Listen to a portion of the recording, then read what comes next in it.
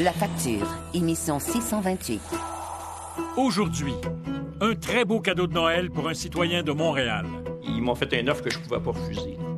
Un entrepreneur qui empoche l'argent des sous-traitants. Je me suis dit, ça, c'est un escroc. Aussi, à l'approche des fêtes, méfiez-vous des offres d'argent trop faciles.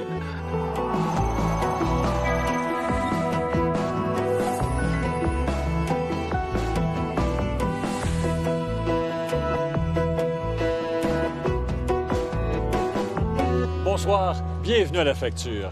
Il y a un an, nous vous avons raconté l'histoire de Michel Plouffe. Ce citoyen de Montréal venait d'apprendre qu'il payait des taxes en trop depuis 15 ans. Près de 16 000 $ en trop. La Ville de Montréal reconnaissait son erreur, mais pas question de lui remettre plus que 3 359 $, soit 3 ans de taxes. Mais ça, c'était sans compter sur l'extraordinaire élan de solidarité créé par la diffusion de notre reportage. Regardez bien.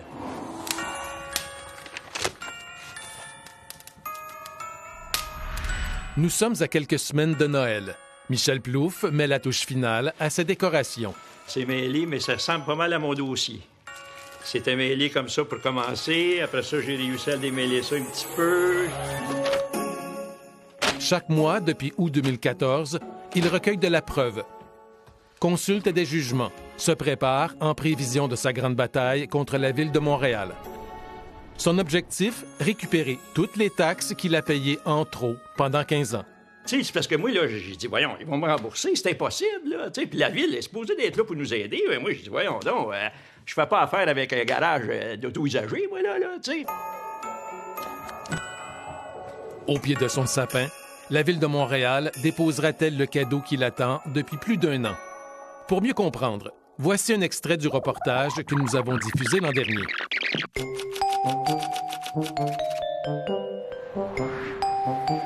Cette lettre de la Ville de Montréal aurait dû réjouir son destinataire car elle contient un chèque inattendu de plusieurs milliers de dollars. Michel Plouffe est propriétaire d'une maison située sur un coin de rue. En 1995, la Ville procède à de gros travaux qui impliquent l'aménagement de trottoirs, le pavage de sa rue et la réfection des égouts devant sa résidence. Ces travaux seront payés par les propriétaires qui résident aux abords de la rue. Michel Plouffe paiera cette taxe à l'amélioration locale pendant 20 ans au taux de 8,5 % d'intérêt. On reçoit un compte de taxes, c'est marqué qu'ils ont fait la rue puis le trottoir. Ben, tu regardes, effectivement, ils l'ont fait. 4 ans plus tard, la Ville poursuit les travaux, mais cette fois sur l'autre rue qui borde sa maison. Elle lui impose une deuxième taxe à l'amélioration locale qu'il devra payer aussi pendant 20 ans. Moi, il me chargeait 2 rues, là. Parce que je reste sur un coin de rue, puis on m'a toujours dit que les coins de rue, c'était plus cher. L'erreur de la Ville provient de là, a reconnu Daniel Finlay de la Ville de Montréal. Il aurait dû bénéficier d'une exemption de coin, c'est-à-dire de ne facturer que le plus petit côté. Dans son cas, ça n'a pas été fait. Il a été facturé pour les deux côtés. Donc, on a eu un contrôle qui n'a pas fonctionné dans son cas. Pendant 15 ans, Michel Plouffe a payé une des deux taxes à l'amélioration locale pour rien, soit 15 960 $. Mais la Ville ne lui rembourse que le paiement des 3 dernières années, soit 3 359 $. C'est sûr que je me sens trahi.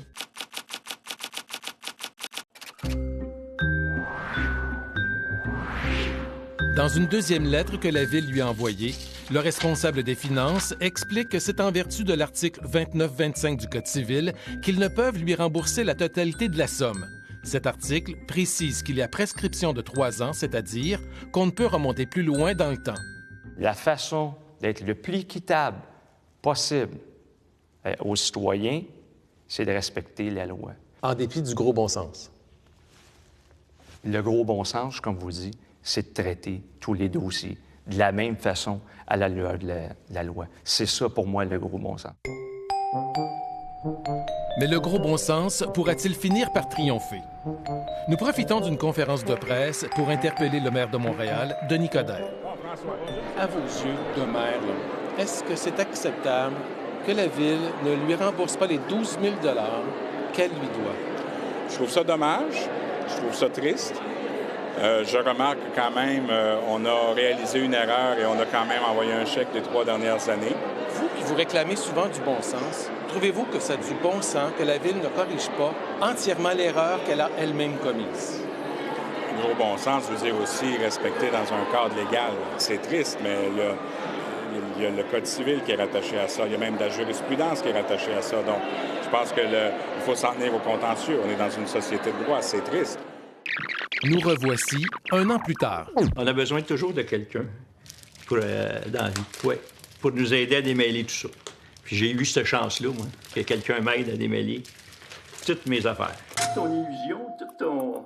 Lors de sa diffusion l'année dernière, ce reportage a indigné plusieurs de nos téléspectateurs. Ben, c'était comme si c'était un vol légalisé.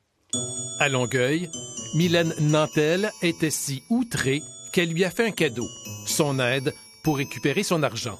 On est habitué à la facture de voir des fraudeurs, toutes sortes de choses comme ça. C'est ça, dans le fond, qui m'a fait intervenir, que la Ville ne pouvait pas se comporter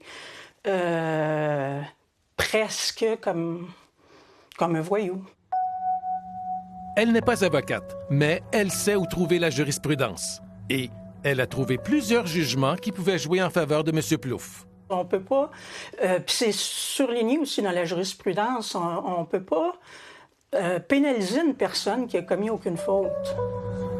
À Québec aussi, Michel Plouffe a reçu un appui très concret. André Bérubé est un habitué du Palais de justice de Québec. Ce carré rouge a gagné 2 causes contre la Ville. Lui non plus n'est pas avocat. Moi, je me laisse plus jamais piler sur les pieds. Quand mes droits sont violés, je poursuis. Ben, c'est ça. Comme il a gagné contre la Ville de Québec à la division des petites créances, il sait monter une poursuite. Lui aussi a communiqué avec Michel Plouffe. Moi, je me suis mis directement à sa place, puis je me suis dit, ça pourrait être moi, cette personne-là.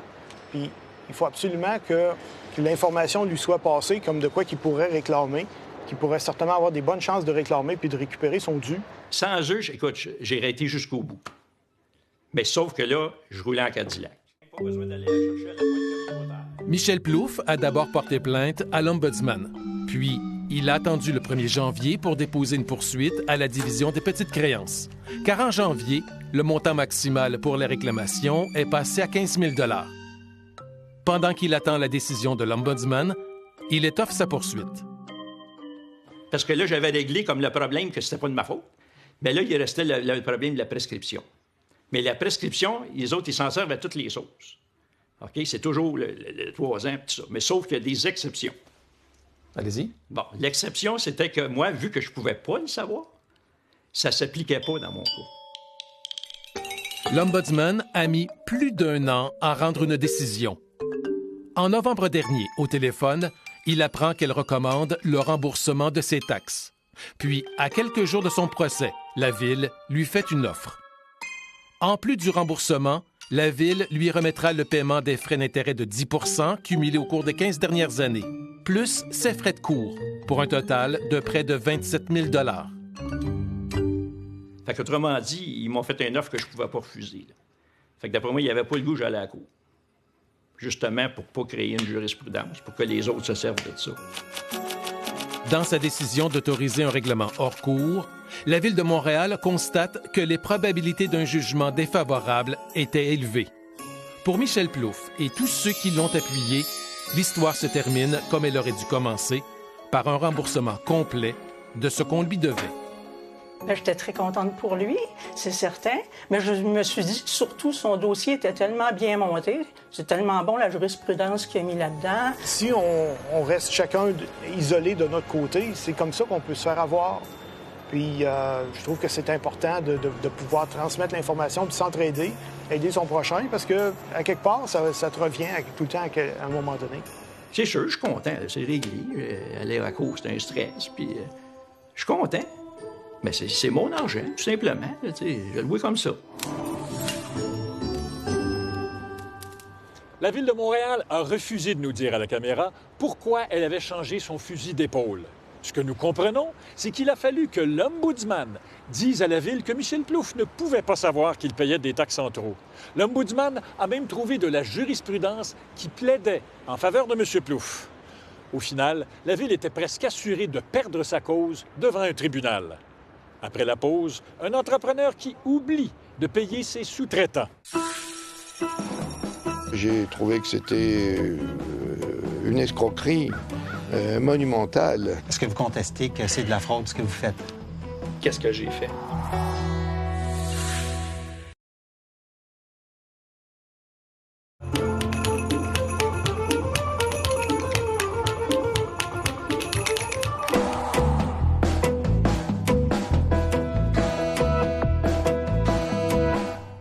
Voici maintenant l'histoire d'un entrepreneur qui ne recule devant rien pour arriver à ses fins. Son but, se remplir les poches au détriment de ses clients et surtout au détriment de ses sous-traitants. Vous allez être surpris de voir comment cet homme tire toutes les ficelles et utilise toutes les ruses pour endormir la méfiance de ses victimes.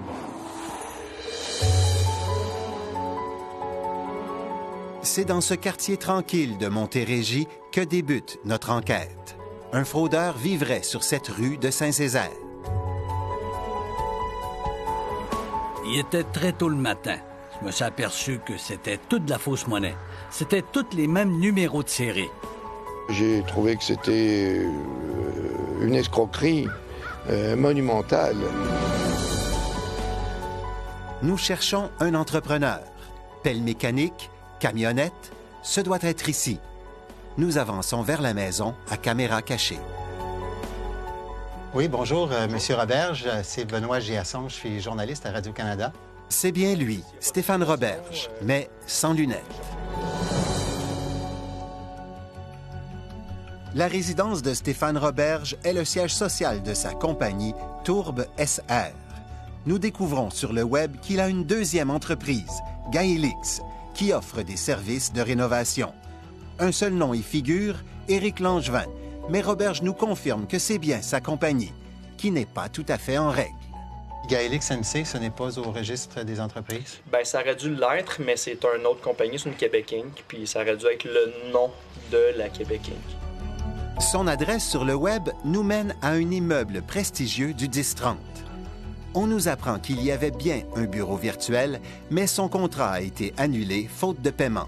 Sur son site, il dit offrir les meilleurs prix sur le marché. Monsieur Roberge était le plus bas soumissionnaire. Est-ce que c'était vraiment un prix qui était bien inférieur? De l'ordre de 2000 $. Pour la réfection de sa toiture, Michel Cochelin engage Stéphane Roberge, qu'il a trouvé sur Internet. Mais surprise, Roberge confie les travaux à un sous-traitant, Jean-Pierre Zacchia, d'Empereur Rénovation. C'est la maison de M. Cochelin, après qu'on a terminé tous les travaux. Là, c'était fini? Oui. Et ça, vous n'avez pas été payé pour ces travaux-là? Aucun sou. Jean-Pierre Zacchia découvre alors le poteau rose. Roberge a chargé 9 800 $ au client, alors qu'il s'était engagé à payer 10 000 $ à M. Zacchia pour faire les travaux. C'est là que j'étais à 100% sûr qu'il avait l'intention de ne pas payer. Parce qu'il allait recevoir moins d'argent que ce qu'il vous promettait. Ah oui. Alors là, je me suis dit, ben voilà, ça, c'est un escroc. Il y a plusieurs personnes qui nous ont dit qu'il y avait comme un pattern là, de fonctionnement pour faire des travaux, mais de ne pas payer les sous-traitants. Eh bien, il n'y a pas de pattern comme tel. C'est une entreprise qui a eu des difficultés financières, c'est une association. Pas de pattern, vraiment? L'entrepreneur paysagiste Mathieu Taille dit avoir subi un stratagème semblable. Roberge n'aurait chargé que 5 000 $ à son client pour refaire son entrée d'auto, mais il avait promis 10 000 $ à Mathieu Taille.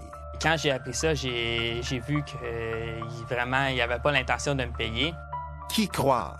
Stéphane Roberge, qui jure qu'il est un honnête entrepreneur en difficulté financière, ou ceux qui se disent victimes de fraude? Madame Piotr, est-ce que vous reconnaissez cet individu? Oui, c'est Éric Langevin. Vous en êtes absolument certaine? Il s'est présenté comme ça à vous? Oui. Mais est-ce que c'est vrai que vous avez également fait des contrats sous un faux nom, Éric Langevin? Non. De qui s'agit-il? Éric Langevin. Il s'est présenté comme ça sous le nom d'Éric Langevin? Exactement. Vous en êtes absolument certaine? Absolument certaine. Sous un faux nom, Roberge a réussi à convaincre Audrey Meunier de Réno Contact de le référer à des clients.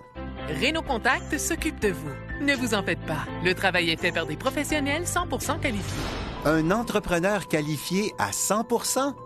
Roberge a même réussi à la berner en utilisant le numéro de la régie du bâtiment d'un autre entrepreneur. Le nom était Sylvain Hébert. Donc, moi, quand je lui ai posé la question, il m'a confirmé que c'était son partenaire d'affaires. Et là, vous l'avez cru sur parole, c'est ça? Je l'ai cru sur parole. M. Langevin se présentait toujours très professionnel. Et à la cour, les jugements s'accumulent contre lui. Un tribunal a estimé que son entreprise, Tourbe SR, était poursuivie pour près d'1 million de dollars. Est-ce que vous contestez que c'est de la fraude, ce que vous faites? Qu'est-ce que j'ai fait? Bien, c'est-à-dire de ne pas payer tous ces gens-là, de contracter avec eux, puis sachant très bien que vous avez des centaines de milliers de dollars de dettes et que probablement que vous ne pourrez pas les rembourser, mais en ne leur disant pas que votre situation financière est précaire. C'est ce que vous reproche le juge, d'ailleurs. C'est l'interprétation du juge, M. Gigasson. Je le respecte parce que c'est écrit dans le jugement. Je me dois de le respecter. Mais je suis pas d'accord avec ça. Et il y a plus. 2 personnes sont allées à la police pour dénoncer Roberge, qui devra subir des procès aux criminels.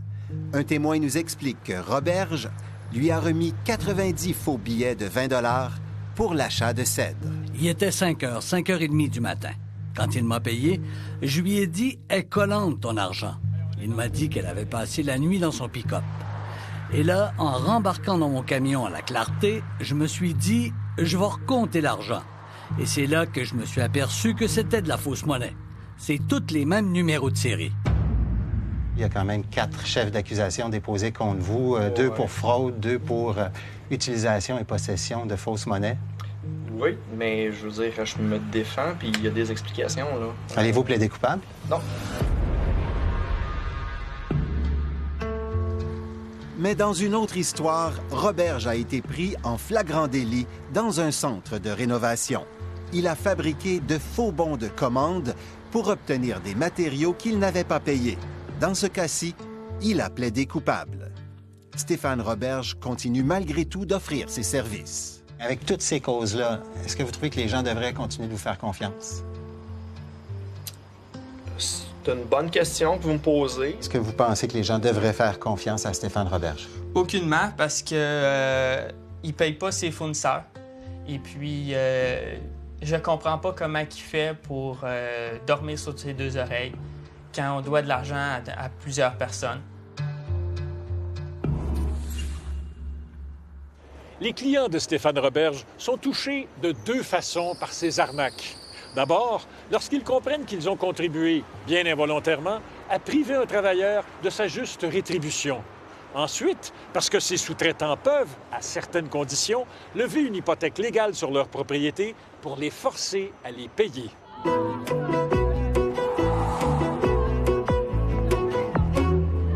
Le jeu du vrai ou faux maintenant. En sortant de chez votre concessionnaire, le 16 décembre, vous vous rendez compte que votre voiture neuve n'est équipée que de pneus 4 saisons. La loi oblige pourtant les automobilistes à équiper leur véhicule de 4 pneus d'hiver du 15 décembre au 15 mars. Alors, vrai ou faux, en hiver, le concessionnaire est obligé de munir les véhicules qu'il vend de pneus d'hiver. La réponse après la pause.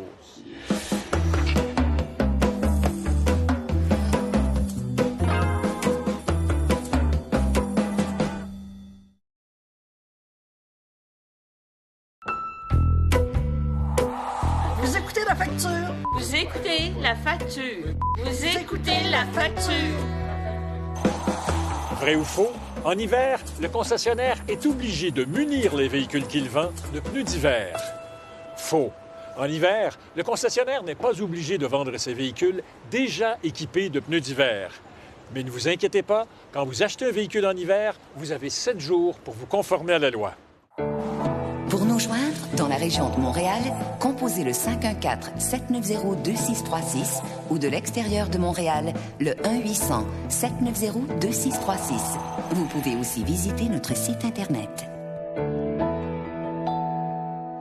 Nous avons repéré une annonce dans le métro. Cette pub s'adresse à ceux qui ont besoin d'argent rapidement. L'argent vous est offert facilement, trop facilement peut-être. Nous avons voulu savoir ce que cette pub ne vous dit pas.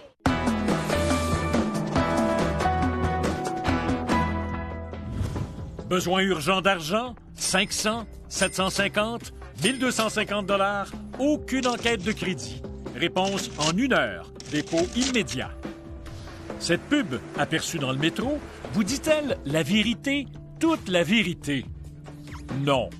Nous avons découvert la face cachée de cette publicité. Lorsqu'on appelle, l'agent nous parle d'un taux d'intérêt annuel de 28 %. Mais attention, il ajoute qu'il y a aussi des frais de courtage. 240 $ pour un prêt de 500 $. En clair, emprunter 500 $ vous coûtera environ 800 $. Pour un emprunt de 750 $, vous devrez remettre environ 1200 $. La loi sur la protection du consommateur est très claire. Les frais de courtage doivent être ajoutés au taux d'intérêt pour calculer ce qu'on appelle le taux de crédit annuel. Et d'après l'Office de la protection du consommateur, le taux de crédit annuel des prêts de 500 et 750 $ de Préinstant.com oscille entre 225 et 307 %. Préinstant.com, une solution facile et rapide à vos problèmes d'argent? Rien n'est moins sûr. Voilà, c'était la dernière de la facture pour 2015. Au nom de toute l'équipe, je vous souhaite un très joyeux Noël et une bonne année. J'ai une pensée spéciale pour tous ceux qui nous regardent à travers le monde, en particulier de Bagamoyo, en Tanzanie, d'où on nous a écrit cette semaine. Prenez soin de vous.